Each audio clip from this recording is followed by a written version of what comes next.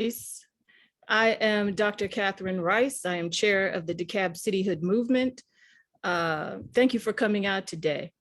I'm going to be talking alone today, but starting the second Wednesday of every month, we will be hosting meetings on the City of DeKalb. And we're going to have different people speaking, so you get the opportunity to hear perspectives from different people.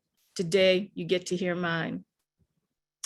I can't cover everything in this limited amount of time that we have, but I'm going to try to touch on the major points. And one of the major points I want to make is that the city is not the end. The city is only the means. So I'm going to share my screen here.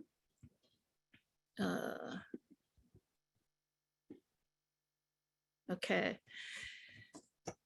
And we'll try to go through this. All right. So if the city is not the ends, what is the ends? And that's where I'd like to start, because with a maze, you start at the end and you work your way back out. What you see here on the right is a picture of the city of Wakanda. And Wakanda symbolizes for us where we would like to go. We want a city for the future. As the designer of Wakanda said, a futuristic urban space that puts people before technology. We're talking about the connectivity of people. So you'll find out later that we have an excess that the city of DeKalb, and I should also state that when Maurice spoke before, the northern part would be the city of North Decatur. We would be the city of DeKalb. You'll find out later that we'll have 27 million excess revenue to invest back into this city. When you think of the future right now, you probably look at what exists right now and some of the cities you like, and you think that's what we're going to be like. But we have an opportunity now to create a city that's going to be a future city. So right now we're paying $4.72 for gas. We're going to have electric cars in the future. We have to start thinking about how to meet the needs of the future. So for this $27 million investment, we envisioned what we'd like to see. And here are some of these things. Let's do smart city upgrades. Wherever you are in the city, there should be 5G fiber. What about cameras for safety? What about charging stations for electric cars? What about a grid that allows ease of use? For transportation, instead of just rail, why don't we consider aerial and other forms of transportation? Why don't we consider a green line? Everyone is interested in parks. We have the Beltline next door in Atlanta. What about a green line where we connect the parks that are in Southern DeKalb? We've already looked to see how we can do that. We have more parks in Southern DeKalb than either North or South Fulton or North DeKalb. What about computer centers for our kids where they can learn the basics in STEAM, science, technology, English, I forgot what that stands for, arts and math. What about art to beautify our communities? What about a street sweeper to clean our streets? And what about taking care of those who are more vulnerable, like the homeless? Those are the things that we're envisioning for a future. And like Wakanda, we want to be innovative, technologically forward, and connecting people. Maurice just showed you a map, so I won't go into this. I will say that on your right, we break down the city of DeKalb more. We will have, right. Yes. My apologies for interrupting. If you are sharing your screen, we cannot see it on this end. Oh, so sorry. And I'll let you know. There we go. We can see it. Okay. Yes. So just to show you the picture of Wakanda, this is what I was talking about. I will share this presentation on our website if you want to see it later. Thanks, Maurice. So on the right-hand side, and let me minimize this, Maurice showed you our map. This is a map of the city on the right that's a little more detailed. The city will have 6 districts. They'll have 6 districts. It's 122 square miles. It has 295,000 people, so it's a large city. I think that's it for now. Okay, so we're going to the basics. what happens, what is happening now? What are the requirements that the Georgia General Assembly asked us to fulfill? Number one, you have to form a group, which we did, DCM. We have to establish boundaries, which you just saw. We have to get a feasibility study done. Ours was done by the University of Georgia, Carl Vinson Institute. And what a feasibility study does is it looks at your expenses, it looks at your revenue, and it wants to make sure that you're making enough revenue to cover your expenses, just like a budget for your home. In our case, we have 27 million excess revenue. The second most important thing you have to do is write a charter for the city. The charter is like a bylaws for an organization. It tells you how it's structured, how decisions are made, what it covers, et cetera. You have to get a sponsor for the bill. You have to advertise the date. You have to advocate at the Georgia General Assembly and get the governor's approval. And then you have elections. There are two things that stand in our way. Number one, I'll call it power, which is that there are people who don't want to share the power that they have.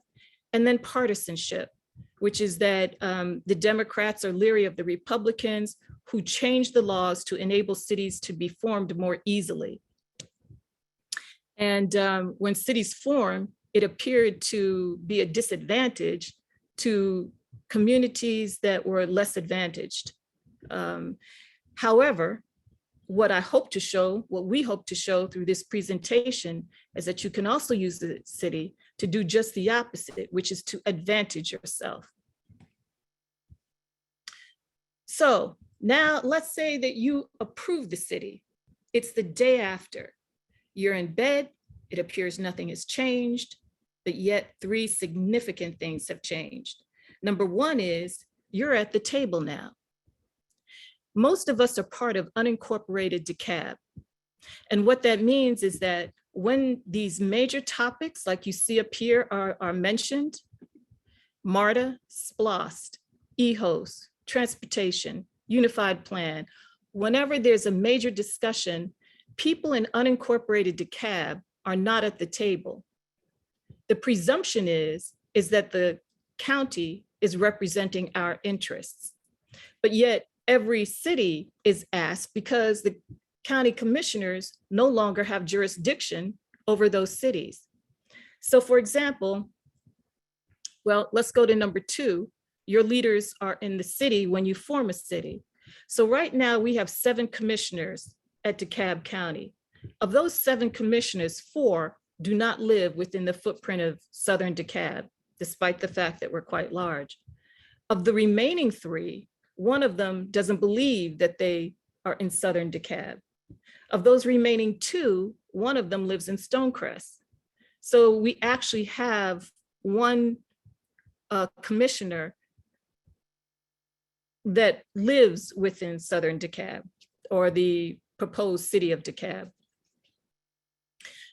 So now what does that mean? It means that when a commissioner comes to the table and they're supposedly representing our interests, what about MARTA? What if the people on the north want MARTA? And we want MARTA.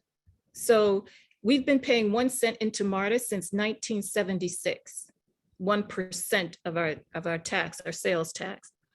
So even though that commissioner no longer has jurisdiction over the cities in his area, he or she is voting on our interests. So if there's a conflict of interest and we both want it, he or she is representing the interests of the of the jurisdiction that he has no jurisdiction over. And then the third thing here is you've got more revenue coming in, which I'll talk more about in a moment. So another question that's often posed to us is, you're starting a large city, so how are you going to do that? And we, of course, had the same questions. We've met with 3 engineering firms, and it's the engineering firms that every single city that has formed has contracted with. One of those firms we met with showed us a list of over 300 steps. They start from the day that the city is approved, going down to 2 years later, if that's how long you hire them for. So that's one of the early steps we take. We also have to establish intergovernmental agreements.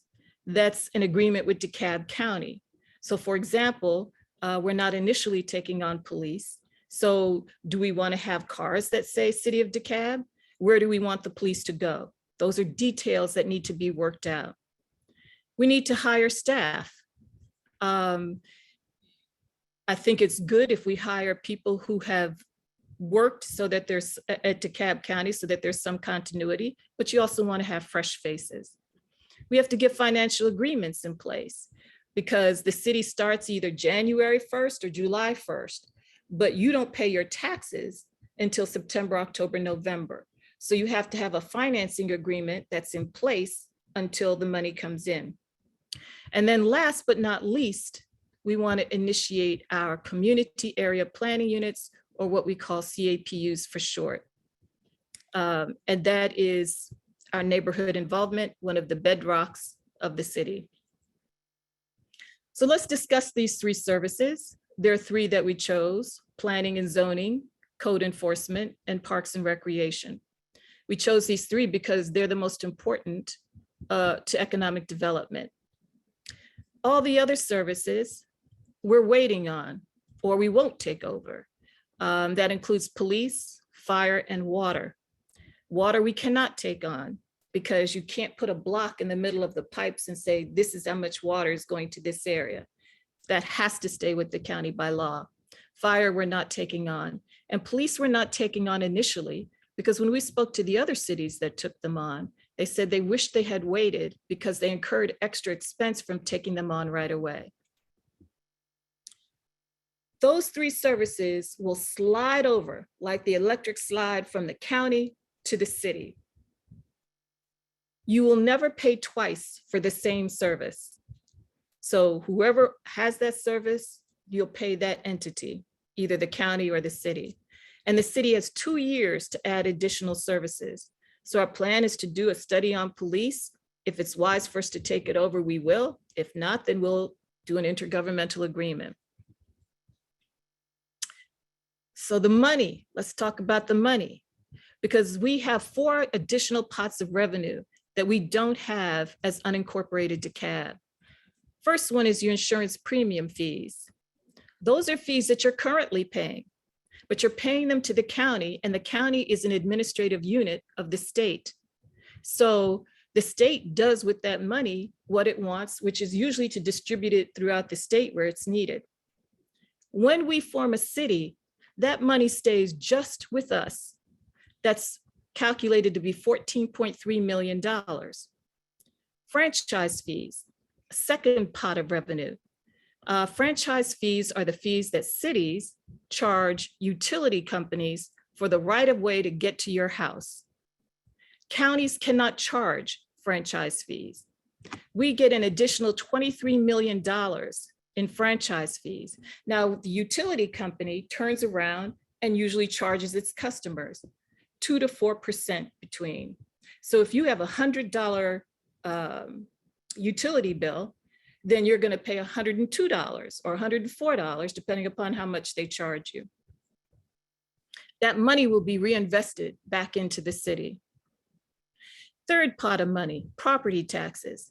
Now, most of our property taxes do come to us. Us is unincorporated DeKalb, but there's a portion that goes outside of unincorporated DeKalb to beautify the rest of the county. As a city, we would keep 100% of those funds. And the same thing with the SPLOST funds. The SPLOST are those things that do capital improvement. Most of that money is coming to unincorporated DeKalb, but there are parts like fixing up the police station in Tucker that goes outside of unincorporated DeKalb. So we get all these additional pots of money. I also want to talk about taxes because it comes up so often. And I too thought that taxes would go up when you start a city, because you got to pay for the mayor and the city council people and the buildings and all that kind of stuff. But taxes do not go up when you form a city. What you're looking at is the millage rates, and your taxes are based on your millage rates from 2007 to 2021, because Dunwoody started in 2008. When you look at the county has been consistently going up. And as a matter of fact, the county just made a decision yesterday not to raise taxes, but they were planning to. These are the 4 new cities that have formed. Dunwoody has been consistent at 2.74. What does that number represent? 2.74 represents the amount of money that each citizen has to pay for primarily police. Well, they had to pay police when they were part of the county, but in Dunwoody, they pay less. So that 2.74 is less than what they were paying under the county, and therefore Dunwoody and Brookhaven pay less in taxes as being part of those cities than the rest of unincorporated DeKalb. Brookhaven started at 2.85, realized they could reduce that. They did the next year, realized they could reduce it again. And since then, they've been steady. Now you see these zeros for Tucker and Stonecrest for the first 3 years. That means that the city started for free in those 2 areas for 3 years. How can a city start for free when it has to pay for the mayor, the city council, the buildings, et cetera? It starts for free because the franchise fees mostly make up money that the cities now can use to go ahead and pay for those expenses without incurring any additional taxes. You'll notice that taxes started appearing in 2019 for Tucker and 2020 for Stonecrest, because those 2 cities decided to take on services that the county had been providing. So it's not that these cities are paying more, these residents are paying more. It's just that now those taxes appear under the city rather than under the county. One last thing I want to say, one of the questions that came in is there any protection for seniors? Because I bet all of you are experiencing telephone calls, robocalls, mail, texts about selling your house, because the value of the houses are going up because we have investors coming in. Well, we have exemptions that we can give to what we call vulnerable populations: seniors, elderly, veterans, low income. The county also has exemptions. When the city offers its exemptions, it's on top of what the county offers. So you get additional protection. And then one last other perspective on the money part. The city takes almost no money from the county. So prior to the city forming, this is according to our feasibility study, the county collects $598 million in property taxes. The city, when it forms, will only take $425,000 in property taxes. That's less than 0.5%. So the county has almost exactly the same amount of money that it had before the city formed. What this means is that the people who are opposing cities say, just stick with the county. Let the county do its thing. Well, we're here to say that the county can still do its thing. We hope that it does its thing. We hope that it continues to work on our behalf, to do things to stimulate our area, because we will have almost no impact on the county. So in short, residents in Southern DeKalb will have 2 governments working on their behalf, we hope. And so I want you, if you can tell us. Before we start this, this is a 1-minute interview of Debbie Skopczynski, who was past president of the NPUs in Atlanta. Our CAPUs, forgive the typo, our CAPUs are a tweaked version of the NPUs that were started by Mayor Maynard Jackson in Atlanta.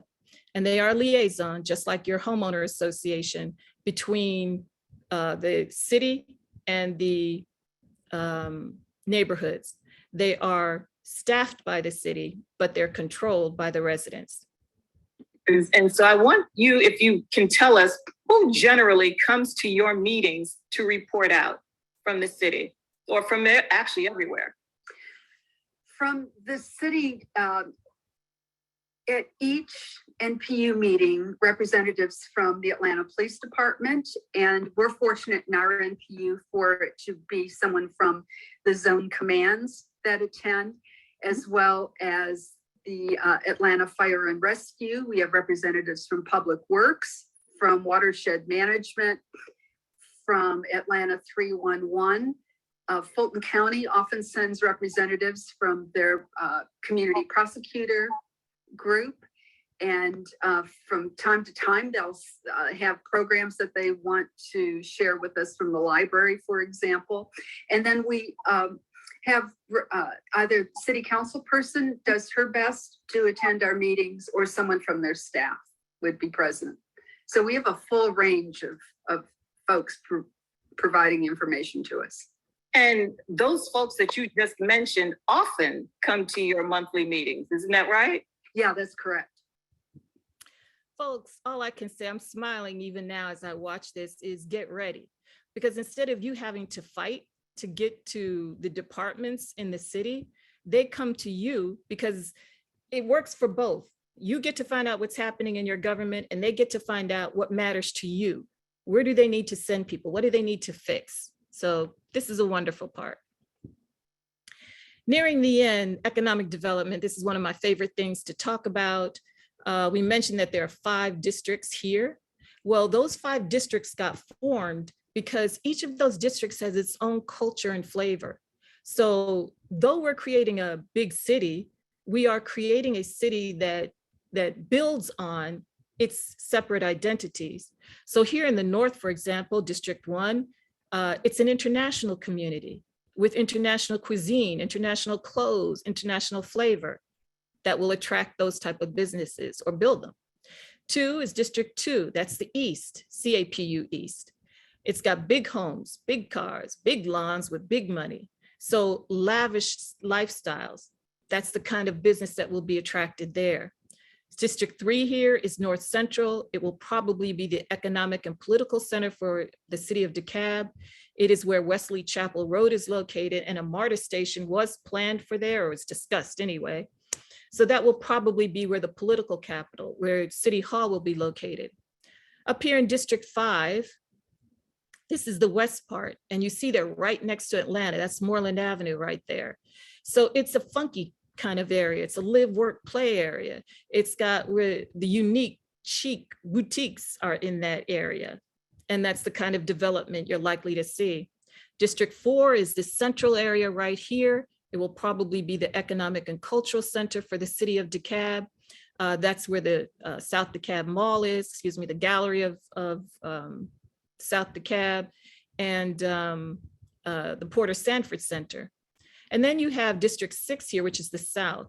And this is like suburban area. There's no development there whatsoever, but you've got here the university, the Georgia State University. And so it's got a college town that can be built. It's got tons of opportunity for businesses to be there. In economic development, that's what you call the low-hanging fruit, what you've already got that you want to build on. But if you look at these 4 corners, those are opportunities to leverage. So here you've got the city of Atlanta, dynamic industry in the entertainment industry, which we could easily leverage or build off of. Down here in the South, you've got the airport, very strong logistics industry. Aerotropolis, which we have done nothing about, but which represents a great opportunity. Over here, you've got Stone Mountain, which is the greatest tourist attraction in the state of Georgia. You can leverage that. And down here in Stonecrest, you have Arabia Mountain, which also can be leveraged with our parks. So we've got tons of economic opportunity that have not yet really been utilized. Before I finish, I want to discuss some of the cons, because I think it helps to know both sides. We took these from Nextdoor, from our meetings, from other websites. So we think these are some of the biggest cons that people have brought up, and I'm going to address them quickly.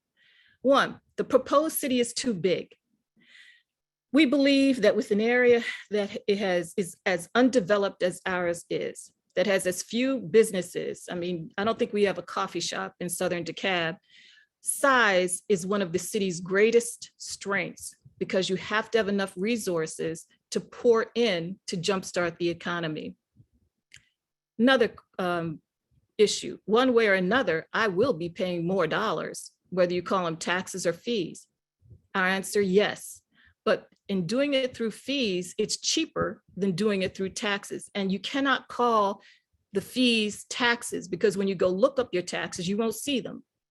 And it's in your control. So if you don't want that utility, you stop using it.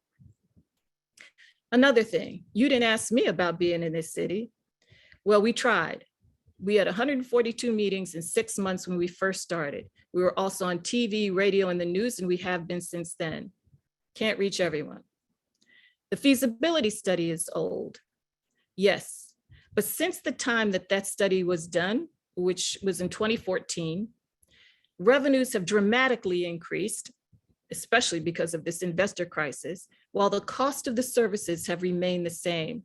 And I should add that a feasibility study includes not only salaries, not only the departments that are created, the staff that are in the departments, the salary of the staff, the buildings that you use, but also the purchase of the parks and any other thing that the city is within its jurisdiction. The feasibility study takes all of that into account. Another thing that said, forming a city is just another layer of government. Well, each form of government, federal, state, county, city, towns, has something that they bring to the table. Cities were created because they are more aggressive. They're like the difference between a lion and a cat. They work to make that city better. They offer more amenities. And in the state of Georgia, cities have what's called home rule, which means that cities can make their own rules as long as they don't contravene or go against the state. As an example, the city of Stonecrest has created their own currency. Finally, the city is just another opportunity for corruption.